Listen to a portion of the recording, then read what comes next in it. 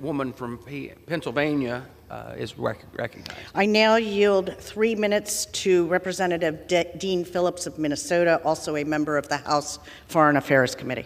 The gentleman is recognized for 3 minutes. Thank you. Ilhan Omar and I are products of remarkably different life experiences. Hers began by fleeing civil war in Somalia before immigrating to the United States after 4 years in a Kenyan refugee camp, an experience that few, if any of us in this room could possibly imagine.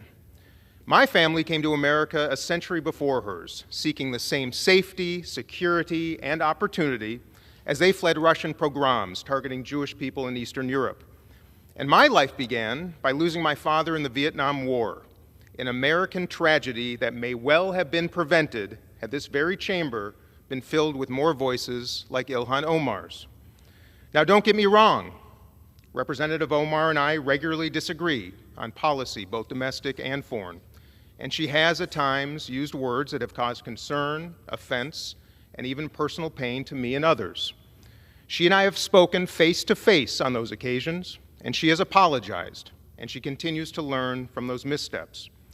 Furthermore, she has never posted a video depicting herself decapitating and killing fellow members of Congress. What happens when politics, personal history, and national values collide on the House floor? Today's video captures a moment that instantly ignited debate across the country, a speech defending Representative Ilhan Omar while sharply criticizing political extremism, misinformation, and the dangerous misuse of anti-Semitism.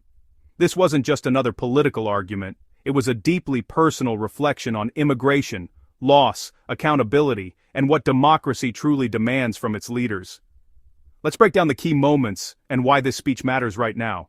Of Congress. She doesn't question whether a plane really smashed into the Pentagon on 9/11. She does not wonder if school shootings in America are staged.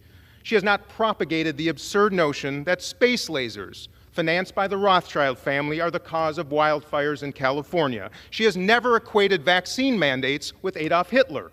And she has never, ever expressed support for executing leaders of the United States Congress. Now, being a conspiracy theorist alone is not grounds for removal from committees, I'll admit that. But depicting violence or supporting violence against fellow members of Congress is grounds for removal, be it a Democrat or a Republican. But no one has accused Representative Omar of depicting or supporting violence against anyone in this chamber. So why will 90% of Jewish members of the United States House of Representatives vote to maintain her committee assignment? Quite simply, because we believe in the human capacity to learn from mistakes, to make amends, and that atonement should be rewarded, not punished.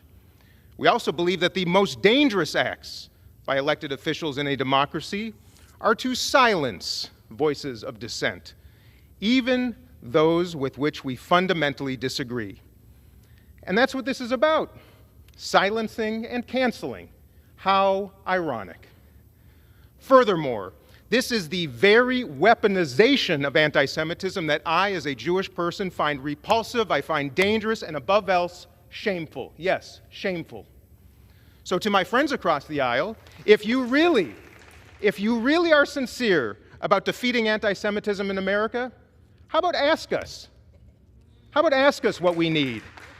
And let me assure you, you might be surprised by the answer. I yield back. Gentleman yields back. Preserve. The gentleman. Subscribe and share for more breaking political moments and deep analysis.